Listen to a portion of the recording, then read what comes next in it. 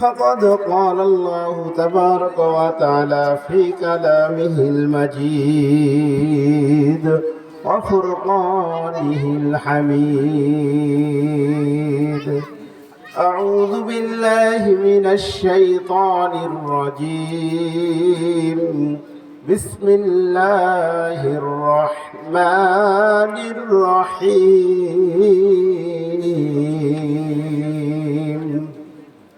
وقضى ربك ألا تعبدوا إلا إياه وبالوالدين إحسانا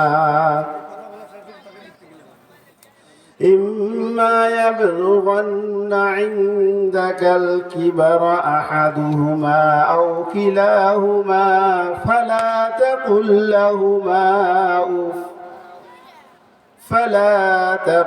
لهما أف ولا تنهرهما وقل لهما قولا كريما.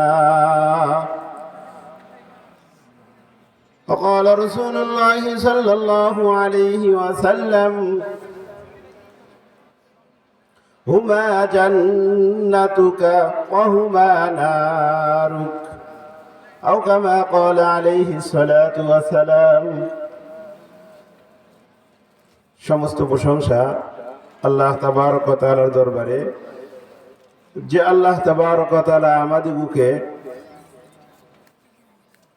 মহাব্বত করে ভালোবেসে একটি জান্নাতি মজলিসে এসে সুস্থ অবস্থায় বসা তৌফিক দিয়েছেন। সকলে মনের থেকে উচ্চ স্বরে বলি আলহামদুলিল্লাহ। লক্ষ্য করি দরুদ ও সালাম সেই মহামানবের প্রতি, যার আনিত আদর্শ বাস্তবায়ন করাই আমাদের লক্ষ্য। সেই নবীর উপর দরুদ পড়ি সাল্লাল্লাহু আলাইহি ওয়াসাল্লাম। সম্মানিত উপস্থিতি, আমরা বড় আশা নিয়ে এই মজলিসের ভিতরে এসে বসেছি, আলহামদুলিল্লাহ বলেন। সে আশাটা হলো আমরা যেন আজকের এই কোরআনের মজলিস থেকে কিছু আলোচনা শুনে নিজে আমল করে জান্নাতে যাইতে পারি, এমন একটি মনোভাব নিয়ে আমরা এই মজলিসের ভিতরে বসেছি, আলহামদুলিল্লাহ। তো কোন পথে গেলে জান্নাত পাওয়া যাবে সেই পথ আমাদেরকে খুঁজতে হবে। যদি জান্নাতের পথ আমরা খুঁজে পাইতে পারি আর সেই পথে যদি অটল থাকতে পারি, আশা করা যায় ইনশাআল্লাহ আল্লাহ আপনাকে আমাকে জান্নাত পর্যন্ত পৌঁছে দিবেন, আলহামদুলিল্লাহ। আল্লাহ তাবারক ওয়া তাআলা কালামুল্লাহ বলেন: ফাম্মা মান তাগা وآثر الحياة الدنيا فإن الجحيم هي المأوى وأما من خاف مقام ربه ونهى النفس عن الهوى فإن الجنة هي المأوى. سبحان الله. আল্লাহ কালামুল্লাহ বলেন, এমন দুইটা বদ অভ্যাস, বদ গুণ মানুষের আছে, যদি কোনো ব্যক্তির ভিতরে এই বদ অভ্যাস, বদ গুণ দুইটি একবার ঢুকে যায়, তাহলে আল্লাহ বলেন নিশ্চিত জেনে রাখো তার জীবনতরিটা জাহান্নামের দিকে যাচ্ছে। নাউজুবিল্লাহ। পক্ষান্তরে আল্লাহ রাব্বুল আলামিন বলেন, এমন দুইটা সুগুণ রয়েছে, এমন দুইটা গুণ রয়েছে, যদি কোনো ব্যক্তি ওই গুণে গুণান্বিত হয়ে যায়, ওই দুইটি গুণ যদি কোনো ব্যক্তির ভিতরে আল্লাহ তাবারক ওয়া তাআলা দিয়ে দেন, আল্লাহ বলেন নিশ্চিত জেনে রাখো তার জীবন তরিটা কেমন যেন জান্নাতের দিকে যাচ্ছে। সুবহানাল্লাহ। তাহলে কোন বদ অভ্যাস দুইটা থাকলে জাহান্নামী হয়ে যাবে, কোন গুণ দুইটা থাকলে জান্নাতে যাওয়া যাবে, এটা জানার দরকার আছে কি না? যদি আমরা জানতে পারি, সেই অনুযায়ী যদি মেনে চলতে পারি, নিশ্চিত আল্লাহ তাবারক ওয়া তাআলা আমাদেরকে জান্নাত পর্যন্ত পৌঁছে দিবেন ইনশাআল্লাহ। শুরুতেই যেই বদ অভ্যাস দুইটো আছে আমি বলতেছি, দেখেন আল্লাহ কিভাবে বলেন, ফাআম্মা মান তাগা ওয়া আসারাল হায়াতাদ দুনিয়া ফাইন্নাল জাহিমা হিয়াল মাওয়া। একটা হলো তগমূলক আচরণ করা, তগ অর্থাৎ সীমালঙ্ঘন করা, আল্লাহর হুকুম নবীর তরিকার বাইরে জীবন পরিচালনা করা। নাউজুবিল্লাহ। আল্লাহ কালামুল্লাহ বলেন, যদি কোনো ব্যক্তি তগমূলক আচরণ করে, সীমালঙ্ঘন করে, আল্লাহর হুকুম নবীর তরিকার বাইরে জীবন পরিচালনা করে, নিশ্চিত জেনে রাখো তার জীবন তরিটা কেমন যেন জাহান্নামের দিকে যাচ্ছে। নাউজুবিল্লাহ। এই তগমূলক আচরণের ভিতরে উদাহরণ দিলে একটু বুঝবেন। একটা নদীর নালা, পানি প্রবাহিত হচ্ছে, সমানভাবে যাচ্ছে, যদি দুই পার দিয়ে পানি উপচে পড়ে না যায়, পানি যদি টপকায়া বাহিরে না যায়, তো বোঝা যায় নদীর যে স্রোত ধারা আছে এটা সঠিক আছে, ঠিক আছে, ঠিকই না। যদি দেখেন ওই নদীর নালার ভিতরে পানি প্রবাহিত হচ্ছে, স্রোত চলতেছে, এক সময় হঠাৎ করে পানি বৃদ্ধি পেয়ে দুই পার উপচে অন্যদিকে পানিগুলো চলে যাচ্ছে, তাহলে বুঝবেন ওই নদীর গতিবেগ আর ঠিক নাই। এটা কেমন যেন তগমূলক আচরণ করেছে, তার সীমারেখা সে অতিক্রম করেছে। ঠিক অনুরূপ ভাবে কোনো ব্যক্তি যদি তার আল্লাহর দেয়া হুকুম নবীর তরিকার বাহিরে জীবন পরিচালনা করে, আল্লাহর দেয়া হুকুম নবীর তরিকা অনুযায়ী জীবন পরিচালনা না করে, সুন্নত অনুযায়ী না চলে, আল্লাহর হুকুম অনুযায়ী জীবন না চালায়, তো আল্লাহ বলেন সে কেমন যেন তগমূলক আচরণ করলো, তার জীবন তরিটা জাহান্নামের দিকে যাচ্ছে। সুবহানাল্লাহ, নাউজুবিল্লাহ মিন যালিক। তাহলে জীবন তরিটা জাহান্নামের দিকে যাচ্ছে, তার মানে এখনো জাহান্নাম পর্যন্ত যায়নি। যেই গাড়ি চলমান, ইচ্ছা করলে ড্রাইভার ক্রস করে অন্যদিকে যাইতে পারে, ঠিক কি না? তো বুঝতে হবে, যদি আপনার আমার ভিতরে, আমাদের ভিতরে যদি এই তগমূলক আচরণ থেকে থাকে, তাহলে বোঝা যায় জীবন তরিটা জাহান্নামের দিকে যাচ্ছে। যেহেতু আজকের কোরআনের এই মজলিস থেকে, আজকের এই জালসা থেকে, কোরআনের তাফসীর থেকে আমি যেহেতু শুনলাম আমার জীবন তরিটা কেমন যেন নবীর তরিকা এবং আল্লাহর হুকুম অনুযায়ী চলতেছে না, তাহলে জাহান্নামের দিকে নিশ্চিত যাচ্ছে। সুতরাং আমাকে ওই পথ থেকে ফিরে আসতে হবে। আল্লাহু আকবার। চেষ্টা করবো তো ইনশাআল্লাহ। ফাআম্মা মান তাগা ওয়া আথারাল হায়াতাদ দুনিয়া, দুই নাম্বার বদ অভ্যাস যদি কোনো ব্যক্তির ভিতর থাকে, তার জীবন তরিটা জাহান্নামের দিকে যাবে।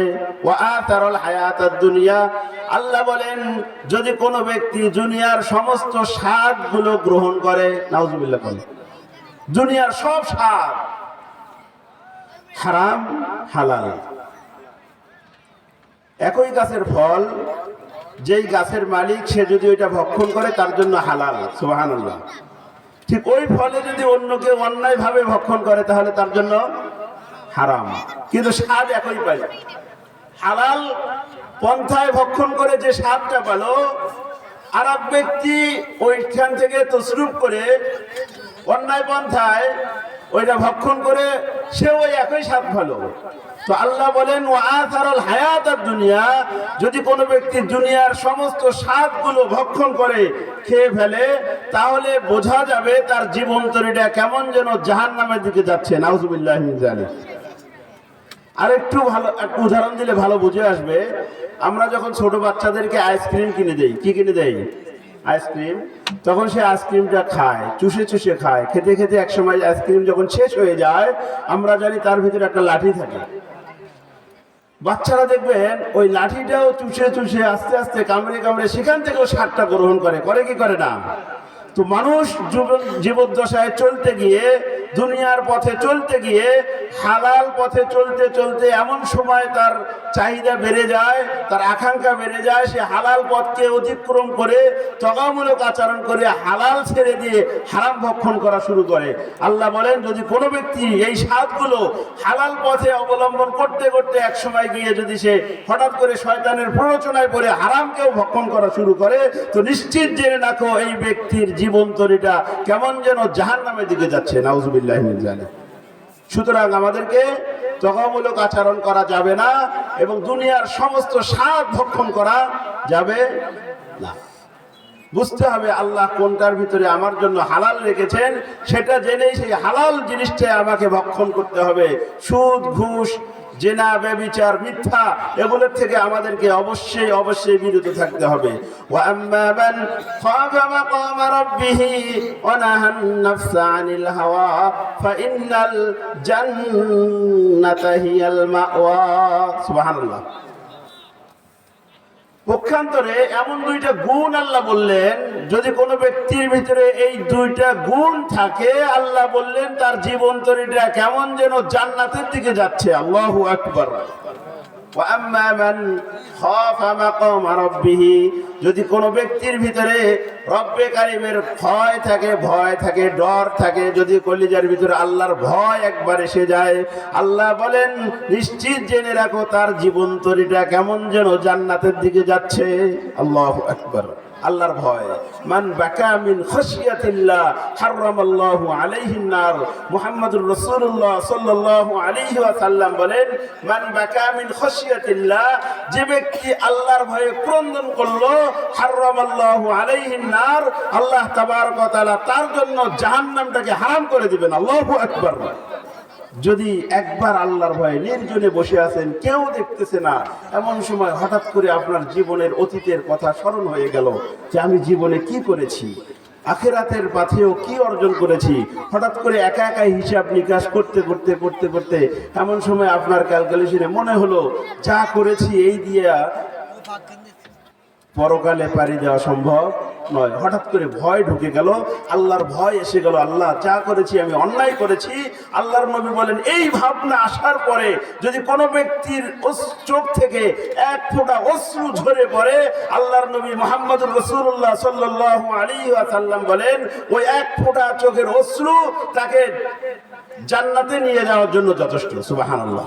ওই এক ফোঁটা চোখের অশ্রু জাহান্নামের আগুনকে নিভিয়ে দেওয়ার জন্য যথেষ্ট। আল্লাহু আকবার। ওয়া আম্মা মান খাফা মাকামা রাব্বিহি, যদি কোনো ব্যক্তির ভিতরে আল্লাহর ভয় একবার ঢুকে যায়, সুতরাং আপনাকে আমাকে আল্লাহর ভয় নিয়ে আসতে হবে। অসংখ্য জায়গায়, কোরআনের অসংখ্য জায়গায় আল্লাহ বলেছেন ইয়া আইয়ুহাল্লাযীনা আমানুত্তাকুল্লাহ, হে ঈমানদাররা আল্লাহকে ভয় করো।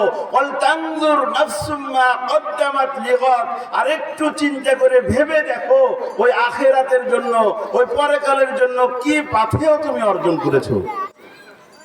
তাহলে আল্লাহর ভয় নিয়ে আসতে হবে, আর ভাবতে হবে এই যে ক্ষণস্থায়ী জিন্দেগিতে আছে, এই আছি এই নাই, কখন যেন চলে যাই।